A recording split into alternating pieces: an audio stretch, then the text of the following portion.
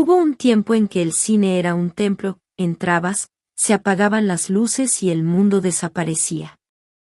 Las historias y los personajes importaban, a experiencia se volvía algo inolvidable y así nacieron clásicos que marcaron a generación tras generación.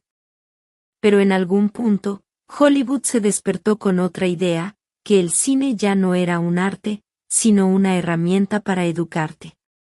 Una oportunidad para decirte que debes pensar, cómo debes hablar y que debes aplaudir.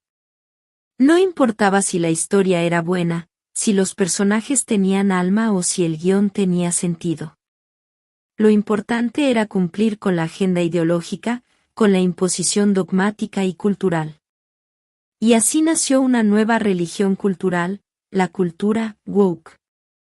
Una cultura que dice defender causas, pero termina destruyendo personajes.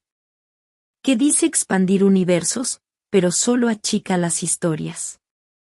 Que dice incluir, pero a muchos los deja afuera.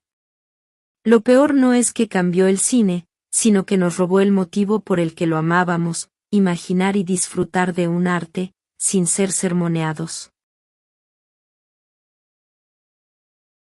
En los años 80 y 90, Terminator no solo era una película de acción. Era una declaración. Un futuro oscuro, violento, donde la humanidad luchaba contra las máquinas. Arnold Schwarzenegger encarnaba a una fuerza imparable, fría, letal y sin emociones. Era el T-800. Un ícono. Pero con el paso de los años, algo cambió. Las historias que antes nos llevaban al límite comenzaron a suavizarse.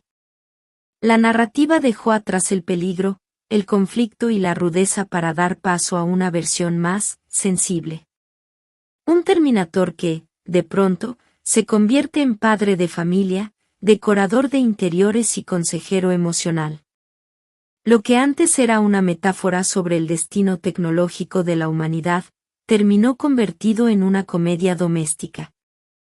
Y mucha gente se preguntó, ¿cómo pasamos de esto a esto? La respuesta no está solo en el cine, sino en la cultura que lo rodea.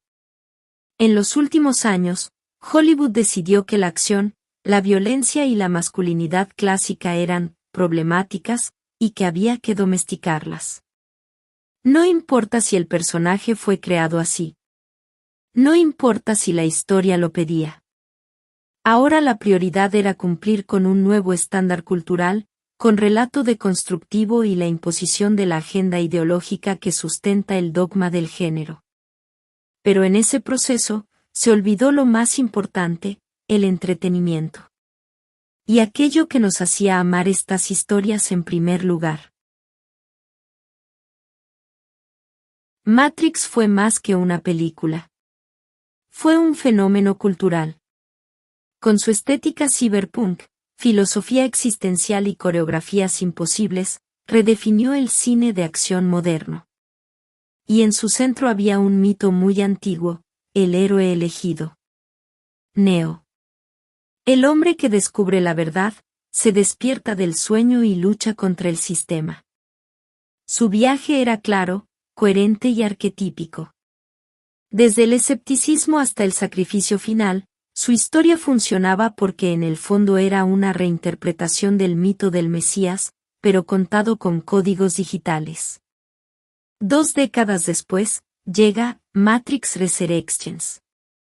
Y lo que antes era épico, ahora se convierte en comentario meta, humor irónico, autoconciencia excesiva y un discurso que reinterpreta toda la simbología original. De pronto, Neo no es el elegido. O al menos, no el único. La narrativa decide que Trinity también puede serlo. Y aunque no hay nada malo en expandir roles o compartir protagonismo, la ejecución generó un problema, destruyó el corazón del mito. El viaje del héroe funciona porque es único. Porque alguien carga con la responsabilidad. Porque hay sacrificio, destino, peso y consecuencia. Pero cuando todos son elegidos, nadie lo es. Lo que para algunos fue una actualización ideológica, para muchos otros fue una pérdida del sentido mítico que hacía a Matrix lo que era. El resultado fue extraño, personajes que ya habían cerrado su arco son reabiertos, la obra original es desmontada desde adentro, y la historia deja de ser una metáfora existencial para convertirse en un comentario cultural del presente. Y la pregunta queda flotando, ¿hacía falta?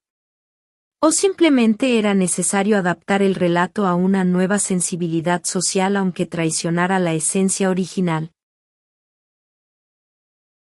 Al final, todo vuelve a lo mismo, las historias que marcaron a generaciones no lo hicieron por casualidad.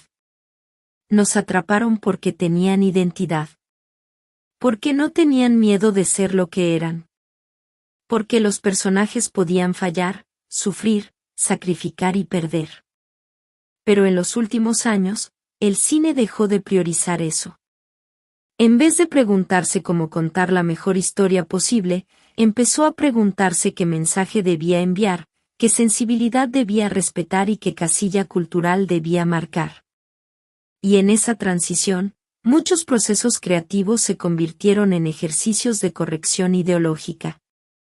No se trata de estar en contra del cambio. El cine siempre ha evolucionado. Siempre ha reinterpretado mitos, héroes y símbolos. El problema es cuando esa evolución deja de surgir de la imaginación y empieza a surgir de un manual, de un guión ideológico que obedece a una agenda progresista. Y mientras tanto, el público se aleja, porque ya no reconoce el alma de las historias que amaba. Porque lo que era entretenimiento, ahora parece discurso. Tal vez por eso la nostalgia se volvió un refugio. No porque el pasado fuera perfecto, sino porque al menos era auténtico. Hollywood podrá cambiar todas las reglas que quiera.